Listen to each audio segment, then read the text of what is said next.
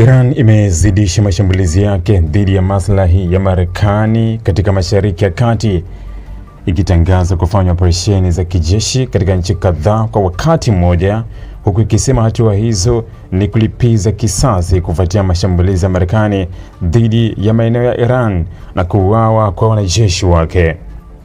Mashambulizi hayo yanakuja wakati mvutano kati ya Tehran na Washington umefikia kiwango kipya, huku mataifa ya Ghuba yakijikuta katikati ya mzozo unaozidi kusambaa.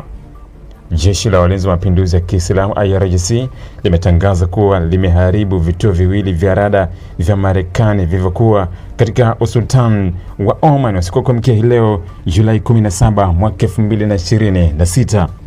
Kwa mujibu wa taarifa yake, vikosi vyake vililenga rada ya ufuatiliaji wa baharini iliyokuwa katika eneo la Salma Rocks pamoja na rada ya ulinzi ya anga ya Marekani iliyokuwa katika eneo la Ghanam. Iran imesema rada hizo zilikuwa sehemu ya mfumo wa Marekani wa kufuatilia harakati za kijeshi katika Ghuba ya Uajemi na kutoa taarifa za mapema kuhusu shughuli za vikosi vya Iran. Kwa mujibu wa IRGC, mashambulizi hayo yalifanikiwa kuharibu vifaa hivyo na kupunguza uwezo wa Marekani wa kufuatilia operesheni za Iran katika eneo hilo. Hata hivyo, hadi sasa Marekani na Oman hawajathibitisha madai hayo wala kutoa taarifa kuhusu kiwango cha uharibifu kilichotokea. Katika hatua nyingine, IRGC imesema imefanya shambulizi dhidi ya kituo cha operesheni maalum cha Marekani kilichopo Al-Tanif nchini Syria. Kituo hicho ni moja ya ngome muhimu za Marekani katika eneo la Mashariki ya Kati, hasa Syria, Iraq na Jordan, ambako hutumika kuratibu operesheni dhidi ya makundi yenye silaha na kulinda maslahi ya Marekani katika eneo hilo. Iran imesema shambulizi hilo lilifanyika ili kulipiza kisasi baada ya wanajeshi kuuawa katika eneo la Iransha.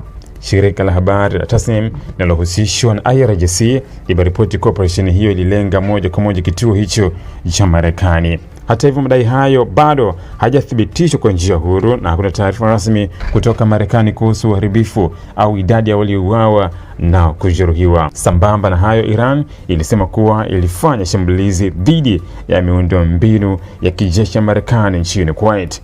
Kwa mujibu wa televisheni ya taifa ya Iran, ndege zisizo na rubani zilitumwa kushambulia maeneo yanayotumiwa na vikosi vya Marekani pamoja na vituo vya usaidizi wa vifaa vya kijeshi.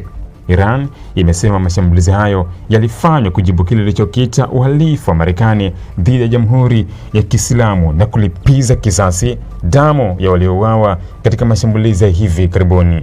Iran imeendelea kusema kuwa haitakubali mashambulizi dhidi ya ardhi yake bila kujibu kwa nguvu. Kwa upande wa Kuwait, ilitangaza mapema kuwa mifumo yake ya ulinzi wa anga ilikuwa ikikabiliana na mashambulizi ya makombora na ndege zisizo na rubani. Jeshi la Kuwait limesema lilianzisha operesheni za kujihami mara tu vitisho hivyo vilipoonekana kwenye anga yake. Hata hivyo, mamlaka ya Kuwait haijatoa taarifa kuhusu kiwango cha uharibifu au kama kuna watu waliouawa au kujeruhiwa. Mashambulizi hayo yanajiri siku moja baada ya Kuwait pia kuripoti kushambuliwa kutoka angani. Mbali na Kuwait, mataifa kama Bahrain, Qatar nayo yameripoti kushuhudia mashambulizi ya anga katika saa za alfajiri, hali ambayo inaonyesha kuwa mzozo wa sasa unaenea katika sehemu kubwa ya eneo la Ghuba. Wakati wa Jordan pia imetangaza kuwa imefanikiwa kudungua makombora matatu ya Iran yaliyokuwa yakielekea kwenye anga lake.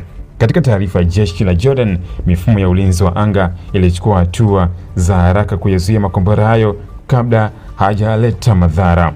Wachambuzi wa masuala ya usalama wanasema kuwa hatua ya Iran kushambulia maeneo ya Marekani katika Oman na Syria na Kuwait pamoja na kurusha makombora yaliyodunguliwa na Jordan inaashiria kwa mapambano kati ya Tehran na Washington sasa yameingia katika hatua mpya na ya hatari zaidi. Ili kuwa mwanafamilia bora wa Global TV, usisahau kusubscribe, like, kushare na kucomment. Baada ya kusubscribe, bonyeza alama ya kengele ili kupata taarifa kwa kila video inayopanda Global TV Online.